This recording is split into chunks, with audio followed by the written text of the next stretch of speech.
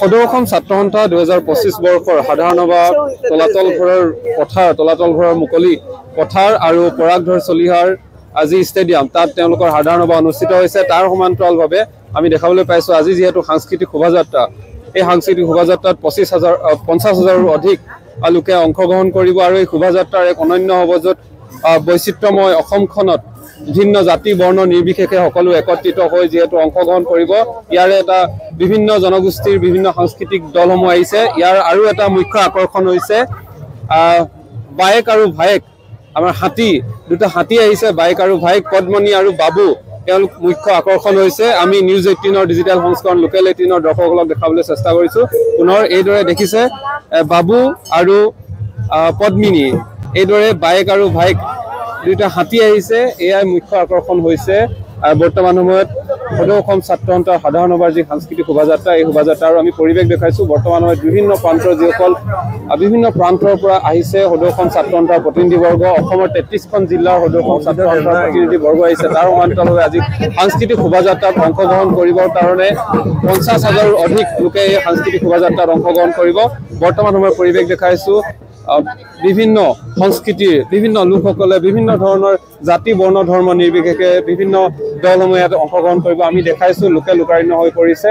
খন্তেক সময়ৰ পাছতে এই শোভাযাত্ৰা আৰম্ভ হ'ব আৰু বৰ্তমান সময়ত এয়া তলাতল ঘৰৰ বাকৰিত এইদৰে লোকে লোকাৰণ্য হৈ পৰিছে আৰু অতি সুন্দৰকৈ সৰ্ববৃহৎ ৰূপত এইদৰে আজি অনুষ্ঠান আয়োজন কৰিছে। আৰু আমি দেখাইছোঁ বৰ্তমান সময়ত পদ্মিনী আৰু বাবু বায়েক ভায়েকৰ যি বৰ্তমানৰ মুখ্য আকৰ্ষণ, এই আকৰ্ষণো আমি আপোনালোকক দেখাবলৈ চেষ্টা কৰিছোঁ।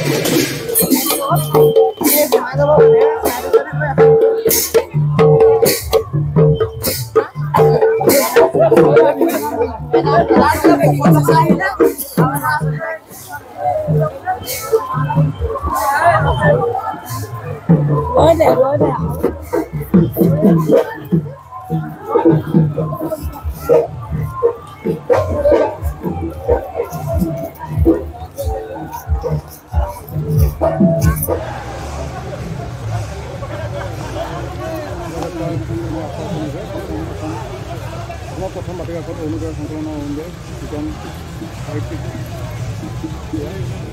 এয়া বৰ্তমান সময়ত সদৌ অসম ছাত্ৰ সন্থাৰ যি সাধাৰণ সভা আৰু সাধাৰণ সভাত বৰ্তমান সময়ত সাংস্কৃতিক শোভাযাত্ৰা হৈছে আৰু এই সাংস্কৃতিক শোভাযাত্ৰাৰ বৰ্তমান সময়ত আমি দেখাইছোঁ বাৰেৰহণীয়া হৈ পৰিছে এই পৰিৱেশ।